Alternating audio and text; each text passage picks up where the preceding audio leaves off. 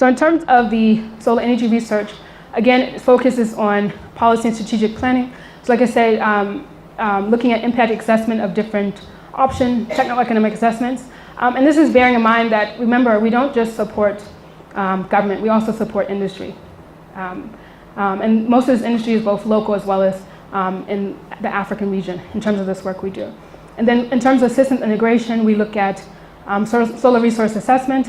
And in this work, we've actually funded the deployment of solar stations around the country that collect information. And then also in terms of that, we look at systems modeling in terms of looking at the uptake of solar, some of the challenges that you may experience. And then in terms of solar thermal, this is looking at really CSP, or your concentrated solar power, looking at concentrated solar power, just not for electricity, but also for cooling, thermal, as well as storage. And I can say in some cases, we're looking at CSP for the using with water desalination plants. And also we're going to be coupling a CSP installation to some solar drying for the agricultural sector. So this is, like I said, work that we do. And then in terms of solar PV, we're looking at basically all levels. We're looking at the cell materials level.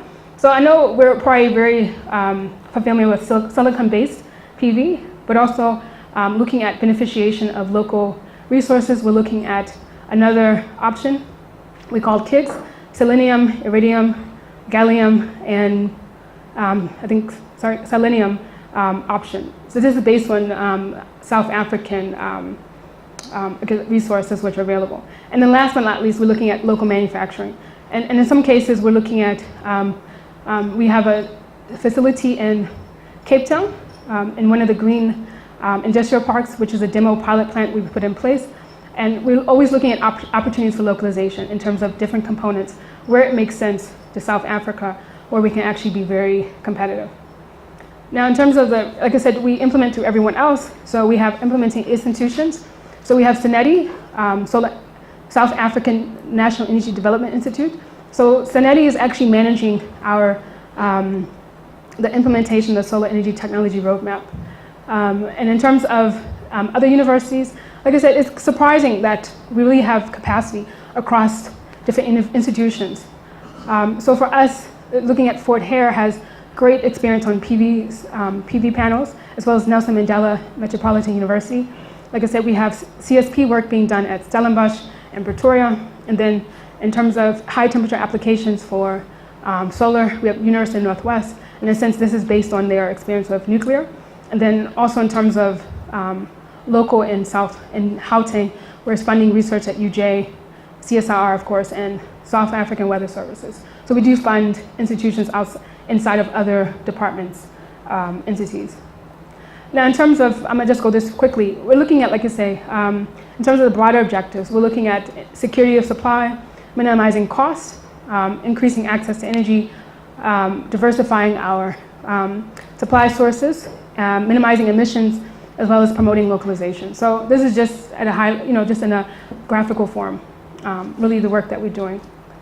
And in terms of solar thermal, like I say, in most cases, our job is to demonstrate. And the good thing about Department of Science and Technology, as long as it's a demonstration, you can deploy it without getting licenses or approvals and so forth. Of course, we do get engineering approvals for safety, but I can say on an annual basis, I deploy probably up to 10 kilowatts without, because it's research and development and demonstration. So like I said, this is again looking at CSP. Like I said, we're looking at energy or electricity generation as well as cooling and work on solar thermal. And just to, like I said, it's not finished, but over the next, I'll say 5 years, the Department of Science and Technology will be spending about 1 billion rands on a solar research facility in Northwest at the Sopatis University. And this will be a national flagship program that all institutions will use. The purpose of the institution is around, again, localization, helping ESCOMs, helping your renewable energy IPPs to understand the challenges around PV and solar. And then also a part of the installation will include looking at solar energy being stored in batteries, which we know is a challenge to the uptake of solar into the full energy mix. Okay. And then in terms of what we focus on, like I say, currently you have first and second generation technologies for PV which are out there, And really what we're looking at is third generation issues. And third generation issues are really looking at new materials, as well as improving the efficiency of existing silicon-based. And in terms of, like I say, I just really go through this quickly. You can do a lot of work on inverters, and I'm saying the work on inverters is because you want to have the use of PV and other technologies at the household level. So we're looking at that thing. And then also another issue we found, which we don't really focus on, is the issue of standards. And I think, remember, you have SABS. They analyze the standards of what brings in, but the question is, what are the standards for South Africa? And there's a lot of research being done at CSR, I understand, on analyzing what should be the standards that SABS should be using for the importation of PV and other technologies. And like I said, I think one issue around PVs is the efficiency.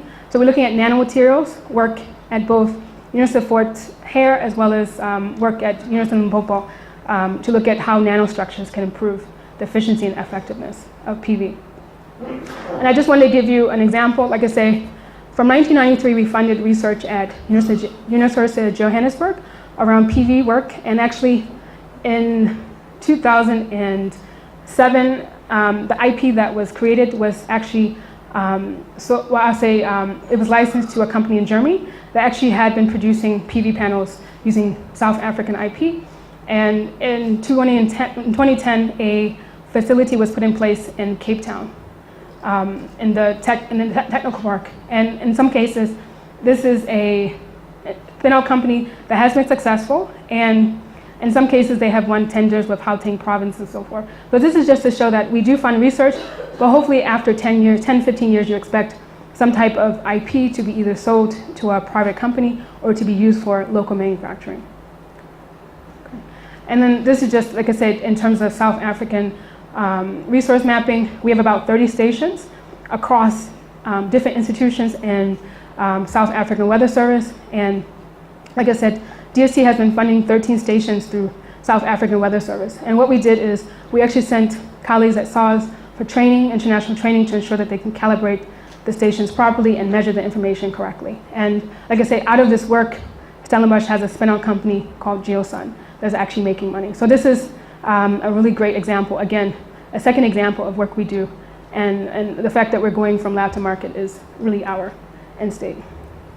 And in terms of energy storage, like I say, this is a more of a recent issue. Like I said, for 3 years, we've been really intensifying funding around energy storage. And again, we have manganese, about 80% of manganese in this country. And all of us, I think, hopefully have at least one, if not two, iPhones or iPads or was it Samsungs and so forth.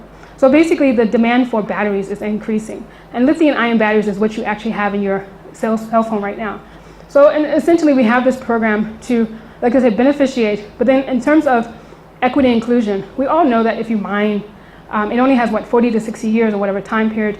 And in those communities mine, they don't benefit a lot.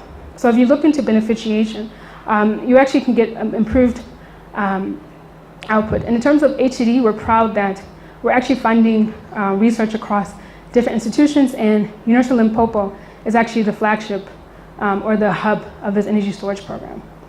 Now, in terms of, like I said, we possess actually high grades. So in terms of comparative, we have what we call a comparative advantage.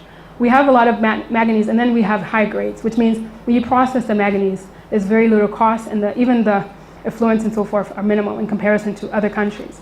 So we have a program, like I say, you can sell it at $100 per ton, and we're doing that currently. If it beneficiates and creates lithium manganese oxide, which is the precursor material for a cathode that goes into a battery, we can sell it at $2,000 per ton. And if we sell it at, we don't do LMO, we do nickel, manganese, cobalt, we can sell it at $10,000 per ton. And with the increase in electric vehicles coming, it's going to be exponential over time. With the increase in energy storage, there's a market for this that we as South Africa should really go towards. And in terms of HCD, we are producing graduates at university level, but also, like I say, early on in this program, we've actually started to partner with your Cape Peninsulas, your TUTs who have the relevant backgrounds to graduate engineers with the right background. In terms, like I said, this is an existing calibration, like existing and potential. So basically we have international as well as local. And everyone's involved. Your Nelson Mandela's, which is great because if you're going to do manufacturing of electric vehicles, it should probably be in that area. Like I said, we have University of Limpopo, CSR, University of Western Cape, and as well as Mintec, which is on the DMR. And this is critical because we're looking at the whole value chain from precursor development to the cathode to the actual full battery, looking at recycling and so forth. And then just like I said, we're always in practice. So whenever we start with something in the lab, it always goes to something physical that our stakeholders can see. So we have a battery electric vehicle lab at Nelson Mandela. So this is relevant to the sector in South Africa.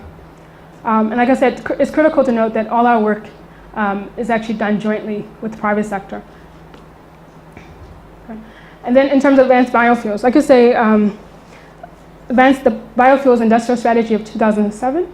So I understand there have been some challenges with the implementation of the regulations because of the issues around droughts that we had a couple years ago, as well as the oil price is pretty low.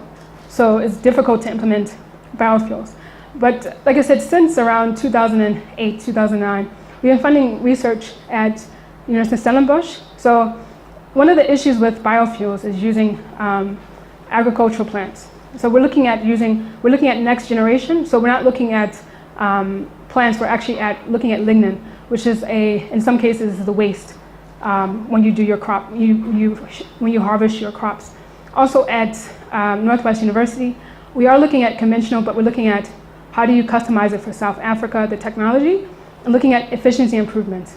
Like I say, that one of the challenges is the amount of water you put into biofuels, the amount of energy you put into just to extract what you need. And like I say, in terms of technology, we do actually demonstrate these things at scale, at large labs. And I'll show you pictures later on. So coal-gay, so we all know that coal discards is a challenge in this country. Every year you mine, you do the washing of the coal, you have these coal discards which are just piling up in this country. So what we did is you can take the coal discard and actually merge it with algae to improve the calorific value, which helps the burning rate and also increases the renewable aspect of it. So I'll just show you, this is an example of the facility that we have in place in Eastern Cape. So this is looking at growing the algae at scale, and then I think I will say without giving you the information, this is three strands of algae. That's how we were able to get it to grow at scale. And then, like I said, this product was manufactured at the facility, so it's like almost like just a pellet. And this is coal and algae. So this shows how practical the work we're doing, and we're actually meeting with different stakeholders to see if we can do some tests. And I saw Dr. Hildebrand here earlier. I think she's actually doing some work for us over at her facilities in Nexa to understand how we can use the product, how we can use this coal-gay in different sectors. And then last but not least, I'm almost finished, guys. So like I said, another flagship is the HISA program, or the Hydrogen Fuel Cell Development Program in South Africa. Like I said, since 2007, we had permission from Cabinet to implement. And like I said, even at that time in 2007, Cabinet knew that this was a 13, 15-year commitment. So they haven't asked any questions since 2022. They're not going to ask questions until 2020. Bearing in mind that we do get managed, we do have targets on an annual basis, but this is the commitment the country made. Like I said, we have PGMs in this country, but we need to beneficiate. And I think if you know, I'm not sure if you guys noticed, whenever the PGM price goes down, there's always a negative impact, knock-on impact in the mining sector. And then if PGMs are down, at the same time gold is down, there's always a knock-on effect on our income, our economy. And we need to really take ourselves out of that vicious cycle. So basically, we're looking at both the local supply chain, and I think that's critical in terms of the localization aspect, in terms of making sure the components are localized as well as the end product. And then in terms of the potential, you can use it stationary sector, so this is for grid and off-grid electricity. Transport sector, this is for fuel cell vehicles, buses, and so forth. And in terms of globally, the whole world is moving towards this option. So it's either electric vehicles or hydrogen fuel cell vehicles.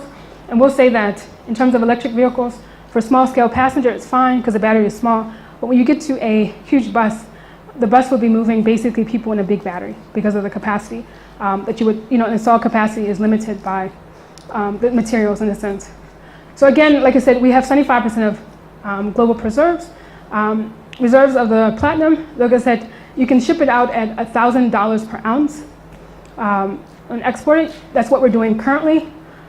You can create a catalyst out of the PGMs, and then if you create the catalyst, you can sell it at $2,000 or double the price. You can do membrane electrode assemblies. So this is catalyst sprayed onto materials, gaskets, and you can sell it at almost $10,000 per ounce. And last but not least, we can do a whole stack. So you can put the MEAs into stacks and do a balance of plant. You can get to almost $15,000 per ton. So this is really exciting. And I guess the question is, why aren't we doing this? And it's not an easy thing. You need market, you need skills, and so forth. And like I said, having 75% of PGMs is a comparative advantage. Right? So it doesn't mean you're competitive, it's comparative. So basically, the government put in the HISA program to make sure that we can have what we call a competitive advantage.